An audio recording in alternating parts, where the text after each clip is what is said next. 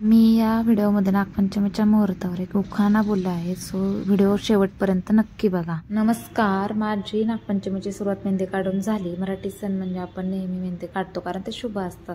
असं काय गोकर्णाच्या झाडाला खूप फुलं आले होते। मी गोकर्णाची फुलं काढून घेतली आणि पूजेचे ताट तयार करून घेतले। एक पाट घेऊन त्यावरती पांढरे वस्त्र टाकले आणि घरातील माझ्या शिवशंकराचे आणि शिवलिंग घेऊन त्याची आता दुधाने आणि पाण्याने मी अभिषेक करून घेणार आहे। आपण शिवशंकरासोबत शिवशंकराच्या गळ्यातील नागाची पूजा करतो, म्हणजेच नागपंचमी। नागपंचमी सण म्हणजे श्रावण महिन्याचा हा पहिला सण। काल्या नागाचा पराभव करून यमुना नदीच्या पात्रातून भगवान श्रीकृष्ण सुखरूप परत आले, तो दिवस म्हणजे नागपंचमी। सो आपण आता गणपतीची आधी पूजा करून घेणार आहोत, कारण आपण कुठलेही कार्य करत असताना आधी गणपतीची पूजा करतो, म्हणजे प्रथम वंदितो गणराया। सो गणरायाची पूजा झाल्यानंतर मी शिवशंकर आणि नागोबाची पूजा करून घेतली। नागोबाला दूध दिलं, तो पीत नाही पण दिलेला आहे, आणि त्याला तांदूळ, लाह्या, डाळ जे आपण वारोळ्याला पुजतो ते सेम तसंच मी इथे पण पूजा करून घेतली। त्यासाठी वस्त्र वाहिले, पांढरे वस्त्र वाहून मी आता हे लाह्या वाहणार आहे।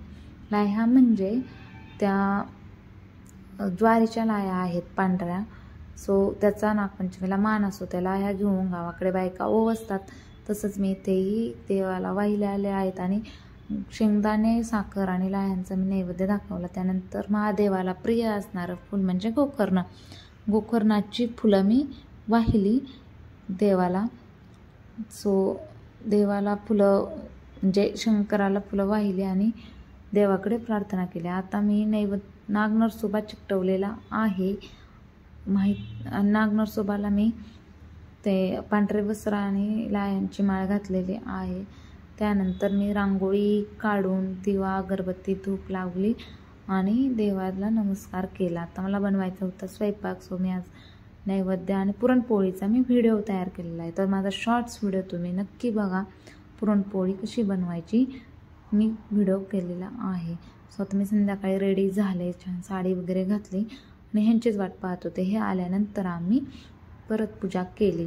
पूजा करताना मी नैवेद्य दाखवला। नैवेद्य म्हणजे दिंड तयार केले होते, तो दिंडांचा नैवेद्य मी दाखवला आणि हळदी कुंकू लावून जसं की आपण वाण देतो तसंच सेम वाण दिलं ते लाह्यांनी। तर वाण देताना आपण असं बोलतो की सई सई दादाचं नाव घे, म्हणजे एक नवऱ्याचं नाव घेण्यासाठी ही परंपरा असावी असं मला वाटतं। सो गावाकडे एन्जॉय करतात उखाणा बोलून, तसंच मी ही उखाणा बोललेली आहे।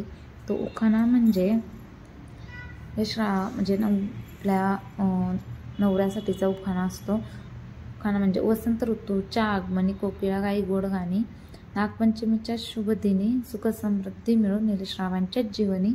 आणि त्यानंतर आम्ही दोघांनी फुगडी खेळली आणि ह्यांनी माझे मस्त फोटो क्लिक केले। अशी झाली माझी नागपंचमी।